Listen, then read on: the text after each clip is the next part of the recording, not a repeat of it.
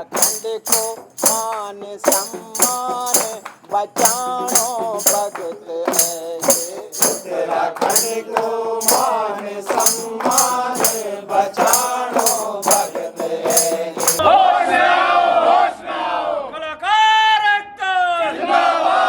यात्रा बच्चे जीएसटी 25 से जब इतना आय है नहीं उनकी, तो उनसे जीएसटी क्यों लिया जाए? आप कितना दे रहे हैं? 800 रुपये एक कार्यक्रम के लिए, बहुत कम है। तो जीएसटी और जगह से नहीं, और जगह तो नहीं लिया जाए। यदि एक कलाकार एक वटीन डांस करनो तो केदारनाथ जाणु छे, वे बर्फ में यात्रा करी जाणु छे, एक दिन जालू एक दिन आलू और एक दिन वहाँ डांस करेगा, अपना ढोलक बजाएगा। वो ढोलक भी जब टेम्परेचर माइनस में रहेगा तो वो ढोलक सुखाने में भी 4 घंटे लगता है, और तब उसको मिलेगा 800 रुपये। उस 800 रुपये के लिए दल नायक ने लगाए हैं पहले 500 रुपये, और वो मिलेगा 4 साल बाद। हमने कहा उत्तराखंड प्रीमियर लीग चल रहा है और आप बाहर से कलाकार बुला रहे हो यहाँ पर, हमारे कलाकारों को क्यों मौका नहीं मिल रहा है? हम उनके ऑफिस में गए, क्रिकेट एसोसिएशन के ऑफिस में गए, वहाँ हमने इसका विरोध किया। हमने कहा अगर आपने कलाकारों की उपेक्षा की तो जिस दिन आपका फाइनल मुकाबला होगा उस दिन हम इस कार्यक्रम को नहीं होने देंगे। कोई टूर्नामेंट नहीं चलेगा इस राज्य में। नमस्कार, मैं शैलजा कन्याल ट्राइपॉड प्रोडक्शन से, और आज मैं खड़ी हूँ उत्तराखंड के संस्कृति निदेशालय में, जो स्थित है MTDA डालनवाला देहरादून में। जो आप मेरे पीछे भीड़ देख रहे हैं, ये उन कलाकारों की है जो हमारी संस्कृति को देश विदेश में फैलाते हैं, और ये भीड़ एक दुख के कारण यहाँ पे जमा हुई है। आइए हम इन्हीं से जानते हैं कि आखिर क्यों ये यहाँ पे धरना कर रहे हैं और इनके मुद्दे क्या क्या हैं। उत्तराखंड में बहुत ऐसे लोग हैं जिन्हें नहीं पता कि हमारे कलाकारों के साथ, हमारे लोक कलाकारों के साथ क्या क्या घटित हो रहा है। आप उन्हें ना एक ओवरव्यू में बता दें कि यहाँ पे इतनी भीड़ क्यों आई है और मुद्दा क्या है, परेशानी क्या है कलाकारों की। नमस्कार, मैं सुरेंद्र राणा, और यहाँ पे आज जो हमारे कलाकार एकत्रित हुए हैं, कलाकारों की बहुत सारी परेशानियां हैं, जैसे उनका भुगतान नहीं हो रहा है, और कई लोगों को जो है सूचीबद्ध होने के बावजूद भी कार्यक्रम नहीं मिल पा रहे हैं। तो तमाम वो परेशानियां हैं, और कई लोग यहाँ से जो है बहुत दूर दूर ट्रेवलिंग कर करके जो है जाते हैं, और उसके बावजूद उनका जो है जो बिल है उसमें कटौती हो जाती है। तो वो तमाम परेशानियां हैं जिससे कलाकार लगभग कई सालों से इसको पीड़ित कर रहा है, और कई लोग अपना ऑडिशन दे चुके हैं, उनके साथ पक्ष वो कहते हैं कि हमें सूचीबद्ध नहीं किया गया है। तो वो कई सारी विभिन्न परेशानियां हैं जिसका समाधान होना चाहिए, और विभाग इसका संज्ञान ले और सभी कलाकारों को बराबर मौका दे और उनका भुगतान समय पर करे, जो मेन है उनका भुगतान। और एक जीएसटी जो बहुत बड़ी बात है, वो जीएसटी विभाग कहता है कि आपके जो ग्रुप वाला है वो जाएगा, 20 लोग उसमें होंगे, और उसका इंक्लूड जो बजट होता है उसको पे होता है, वो एक संस्था के खाते में होता है। उनको वो सोचते हैं कि वो उस संस्था की कमाई है, जबकि ऐसा नहीं। उसमें 20 लोग इंक्लूड, अगर आप 2 लाख भी दे रहे उसको आप 20 में डिवाइड करेंगे। किराए वाला पैसा जो है वो ट्रेवल में चले जाता है, TADA जो मिलता है वो उसमें चले गया, खाने और जो खाने का खर्च है, चाय है, पानी है, उसमें चले गया। उसका नाम मात्र इनकम ऑफ सोर्सेज वो उन 20 आदमियों का होता है, वो मानदेय जो 16,200 रुपये जो मिलता है, तो उसको एक इनकम ना बना के उसका एक परमानेंट समाधान करेगी भाई, उसके 800 का इंक्लूड करे। जब एक आदमी का वो 2.5 लाख बैठता है तो वो जीएसटी के दायरे में होगा, अन्यथा वो नहीं है। कि कलाकारों की पेमेंट समय से नहीं होती है, सालों तक उनका भुगतान नहीं हो पाता है, तो वो बातें अभी संज्ञान में आए हैं। तो मुझे लगा कि इस पे विभाग को ध्यान देना चाहिए। दूसरे रोस्टर के हिसाब से कई कलाकारों को कार्यक्रम नहीं मिल पाते, उनको यहाँ ऑडिशन पास भी उन्होंने कर दिया है, ग्रेड भी उनको दे दिया है, लेकिन उनको कार्यक्रम दिए नहीं जाते हैं। तो वो एक कमी विभाग की ये भी है, उनको भी दिया जाना चाहिए। और जैसा कि कलाकारों ने बताया कि हमसे कहा जाता है कि आपकी डिमांड नहीं है, तो ये क्या बात हुई कि आपकी डिमांड नहीं है? डिमांड नहीं है तो क्यों पास किया गया उनको, है ना? अगर उसमें ऑडिशन में उनको पास किया गया है तो फिर डिमांड हो ना हो उनको उनके हिस्से के कार्यक्रम दिए जाने चाहिए। ये विभाग की जिम्मेदारी बनती है। और डिमांड अगर इस तरह हो तो फिर उधर डिमांड वालों की एक लिस्ट बनाइए और कहिए कि बाकी लोग जाएं, भाई ये डिमांड वाले ही कब प्रोग्राम करेंगे, कार्यक्रम करेंगे। तो ये बातें अभी यहाँ पे हुई हैं, और मैं सोचता हूँ कि विभाग इसको संज्ञान लेगा और विभाग की कार्यप्रणाली में कुछ सुधार ज़रूर होगा, ऐसी उम्मीद मैं करता हूँ। सर, तो आपको क्या लगता है कि 800 रुपये जो पर प्रोग्राम होता है उसमें हमारी संस्कृति को कलाकार कितने टाइम तक बचा के रखेंगे? आप खुद ही पत्रकार हैं और आप तो बड़े अच्छे से सारे विभागों को जानते हैं, सब लोगों को जानते हैं, शासन प्रशासन को जानते हैं। मैं दर्शक से पूछना चाहता हूँ, क्या 800 रुपये मान्य है एक कलाकार को संस्कृति बचाने के लिए, और वो भी 4 साल बाद उसको पेमेंट हो? जो हमारे कलाकार हैं स्टेज परफॉर्मेंस कर रहे हैं, वो जगह जगह जाते रहते हैं, जौनसार जा रहे हैं, कुमाऊं जा रहे हैं, लेकिन कहना यह है कि उन्हें जो एक पर डे की जो सैलरी ही मान लो आप, वो इतनी कम मिलती है कि उनका आना जाना कवर नहीं होता, और साथ में खाने पीने के लिए इतना कम। तो इसमें एडजस्टमेंट कैसे करते हैं हमारे कलाकार? इसमें ये पैसा वास्तव में बहुत कम है, लेकिन सरकार कहती है हमारे कुछ मानक है, जब जब जो है भारत सरकार का रेट बढ़ता है तब हम इसमें बढ़ोतरी करेंगे। लेकिन ये दुर्भाग्य है, 1 साल से जो है भारत सरकार के रेट बढ़ चुके हैं। पर कलाकार का 3000 हो रखा है, जो ग्रुप लीडर है उसका 6000 है, और जो यात्रा भत्ता मैं कहूँगा उसको TADA यात्रा भत्ता होता है वो 800 रुपये। लेकिन अभी हमारे कलाकार तो अभी वो 800 का भी भुगतान नहीं कर रही, पता नहीं वो कब उसको बढ़ाएंगे, ये भगवान भरोसे। संस्कृति विभाग में हम सब बैठे हैं और ये दुर्भाग्यपूर्ण है हम सबका कि जहाँ लोग हंसते खेलते आते हैं, जिस विभाग में जिस संस्कृति के लिए हम कार्य कर रहे हैं, वहाँ आज हमें ये दरी भी मांग के लानी पड़ रही है, और इस दरी में हम बैठे हैं। और सूचना अखबार में है आज की, पिछले 10 दिन से हम सोशल मीडिया पे भी डाल रहे हैं, और जो संस्कृति विभाग की निदेशक मैम है या अन्य कर्मचारी हैं वो भी सुन रहे होंगे या उन तक ये बात पहुंचेगी। कुछ भज्ञान जो हम ते गोरु समझी की हकाणू चा, कि कुछ भज्ञान हम ते जो गोरु समझी की हकाणू चा, खले की हम ते सुख पराल घ्यू दूध चाणू चा, कुछ भज्ञान। अब ये बिंदु इसलिए है कि जो टेंट वाले रहेंगे, जो साउंड वाले रहेंगे उस कालिंग का कार्यक्रम में, उनका पेमेंट तो सबका हुआ है, क्योंकि बड़ी बड़ी पेमेंट थी 20-20, 40-40, 50-50 लाख। हम ते देणू गम की रम खुद मस्त चुस्की हुस्की माँ, कि हम ते देणू गम की रम खुद मस्त चुस्की हुस्की माँ, हम ते देणू कांडा हड्डी खुद कचमोली चबाणू चा, कुछ भज्ञान। जी यहाँ पर उपस्थित हमारे कलाकार बंधु साथियों, सौरभ भाई एक बात कह रहे थे अभी, मैं उसे बड़ी गंभीरता से सुन रहा था, और उन्होंने कहा कि कौन वो भज्ञान है, वो कौन व्यक्ति है जो हमें पशुओं की तरह हाँक रहा है और खुद मलाई चाट रहा है। तो जो भज्ञान है वो इसी यहाँ अंदर बैठे हुए हैं वो लोग, वो सीधे तौर पे बोल नहीं पाए सौरभ भाई।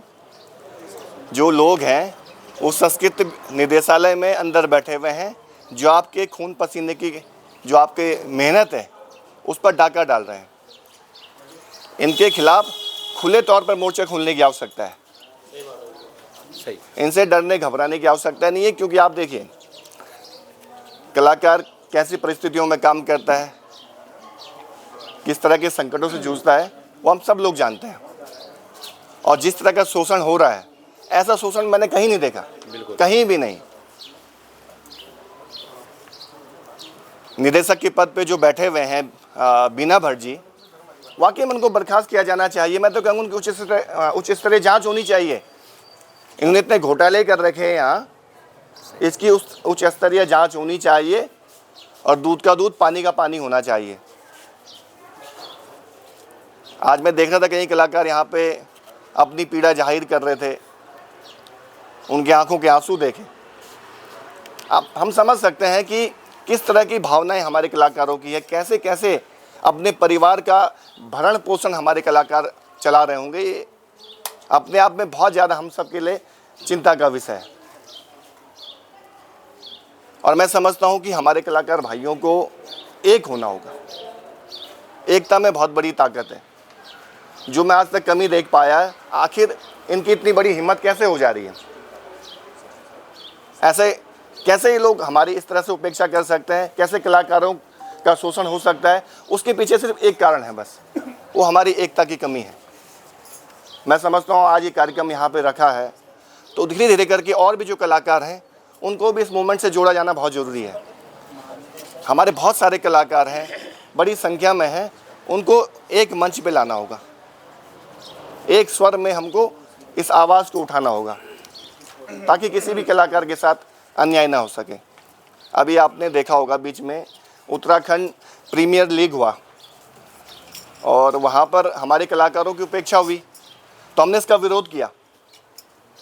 हमने कहा उत्तराखंड प्रीमियर लीग चल रहा है और आप बाहर से कलाकार बुला रहे हो, यहाँ पर हमारे कलाकारों को क्यों मौका नहीं मिल रहा है। हम उनके ऑफिस में गए, क्रिकेट एसोसिएशन के ऑफिस में गए, वहाँ हमने इसका विरोध किया। हमने कहा अगर आपने कलाकारों की उपेक्षा की तो जिस दिन आपका फाइनल मुकाबला होगा उस दिन हम इस कार्यक्रम को नहीं होने देंगे, कोई टूर्नामेंट नहीं चलेगा इस राज्य में। खुली चुनौती दी हमने उनको। उसके बाद उनको लगा कि बड़ा विरोध हो सकता है तो नेगी जी को उन्होंने बड़े सम्मान के साथ बुलाया, पांडवास ग्रुप को बुलाया। ऐसे बहुत सारे कलाकार हैं जो अभिव्यक्त नहीं कर पाते हैं अपने आप को, लेकिन वो अंदर ही अंदर घुटते रहते हैं। अभी भाई के आंसू भी निकल पड़े कि वो उन्होंने किस ढंग से वो दल चला रहे हैं और किस ढंग से वो उसको अपने सांस्कृतिक गतिविधियों को आगे बढ़ा रहे हैं। तो अगर आपने उन्हें पास किया है, विभाग ने अगर उनको पास किया है तो उसका नंबर भी आना चाहिए, एक रोस्टर होना चाहिए। उस रोस्टर की समीक्षा मुझे नहीं लगता कि कभी डायरेक्टर उस रोस्टर को देखते भी होंगे कि एक कलाकार जो बरसों से बैठा हुआ है इंतजार में कार्यक्रम के, लेकिन उसे कार्यक्रम नहीं मिल रहे हैं और किसी को लगातार कार्यक्रम मिल रहे हैं, तो ये बात भी देखी जानी चाहिए और अधिकारियों को इसमें संज्ञान लेना चाहिए कि हर कलाकार को समय समय पर उसको कार्यक्रम दिए जाने चाहिए। और ये संघर्ष किसी एक व्यक्ति के खिलाफ नहीं है, ये संघर्ष विभाग की व्यवस्थाएं ठीक करने के लिए है कि इस विभाग में, संस्कृति विभाग में व्यवस्थाएं चुस्त दुरुस्त हों, बेहतर हों, सभी कलाकारों को प्रॉपर ढंग से काम मिले और कलाकार भी खुश रहें और उन्हें समय पर उनका जो पारिश्रमिक है वो दिया जाए ताकि वो आगे और उसे अपने काम को और बेहतर करने का उत्साह उसके अंदर बना रहे। तो ये बहुत सारी इसमें आप लोगों ने इसमें लिखा है, डिमांड इसमें लिखी हुई है। और ऑडिशन की बात जो है तो वो उस पर मैं थोड़ा सा मेरा सोचना लगा है, ऑडिशन तो होने चाहिए, उसके बिना तो फिर सारी भीड़ आ जाएगी, क्योंकि गाना तो हर आदमी जानता है, नाचना भी हर आदमी, लेकिन एक फॉर्मेट के अंतर्गत अगर आप आते हैं तो ही आपको उसमें रखा जाए। आपके पास अगर संस्कृति कल्चर से जुड़ी हुई बातें हैं, गाने हैं, नुक्कड़ नाटक हैं या जो भी नृत्य हैं, लोक नृत्य हैं, पारंपरिक गीत संगीत है, तो वो लोग ही इसमें आना चाहिए, वरना एक सारी भीड़ आ जाएगी। हर कलाकार कहेगा मैं भी कलाकार, मैं भी कलाकार। आज हमारे मीडिया कर्मी, हमारे कलाकार सब यहाँ पे एकत्रित हो रखे हैं क्योंकि आपके कुछ मुद्दे हैं, हमारे कलाकारों के ऐसे मुद्दे हैं जो हमारी सरकारें इग्नोर कर रही है। तो फिर ऐसे में ना, जैसे सरकार तो कहती है कि संस्कृति बचाएंगे, लेकिन हमारी संस्कृति, हमारी सरकार कितना कुछ कर रही है उसके लिए, हमारी संस्कृति बचाने के लिए। देखिए, सरकार एक अलग चीज़ है, सरकार हम बनाते हैं, लेकिन अब है व्यवस्था, व्यवस्था है विभागीय। और जब तक मैंने देखा है 2018, 19, 20, 21 से लगातार यहाँ पर एक प्रॉपर किसी भी संस्कृति को काम करने के लिए कोई सिस्टम ही नहीं है। यहाँ पर विभागीय स्तर पे एक मनमाना तरीका कर दिया गया है, पद खाली है, एक जिस प्रकार से अपने मनमाने तरीके से काम करना है। जब मनमाने तरीके होंगे तो किसी के लिए होंगे और कहीं के नहीं होंगे। अगर विभाग में सिस्टम होगा तो सिस्टम पूरे उत्तराखंड के अंदर लागू होगा, जिला स्तरीय होगा, ब्लॉक स्तरीय होगा। ब्लॉकों में जब कार्यक्रमों का अधिकार दिया जाएगा तो सब कलाकार संतुष्ट हो जाएंगे, सब एक जगह आएंगे तो दिक्कत होगी।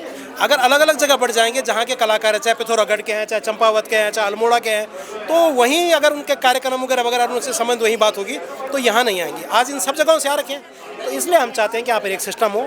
यहाँ पर कोई नियम नहीं है, बिना नियम के, बिना सिस्टम के जितनी अराजकता है। और मैं तो ये कहूँगा कि क्योंकि मैं साफ साफ जानता हूँ कि यहाँ भ्रष्टाचार बहुत है। यहाँ की जो निदेशक है उन्होंने जो है कि बहुत भ्रष्टाचार के उनके, यार इनको तो तुरंत 25 सालों से जमी हुई है, गलत में डाल दिया। अभी बीना भट्टी सुबह से यहाँ पे प्रोग्राम हो रखा है, लेकिन वो अभी तक बाहर नहीं आई है, किसी को उन्होंने कोई जवाब नहीं दिया है। इस पे उनके लिए क्या कहेंगे? उनको बुलाना कौन चाहता है? यहाँ पे सारी कमियां, सारी गलतियां तो उनके कारण हुई हैं, तो तो जब उन्हीं को बुलाएंगे तुम्हें फैसला करो, तो फैसला कैसा होगा? अगर हम चोर को कहेंगे या किसी अपराधी को कहेंगे या किसी गुनाहगार को कहेंगे कि भाई तुम इसका निर्णय करो, तो निर्णय कैसा होगा?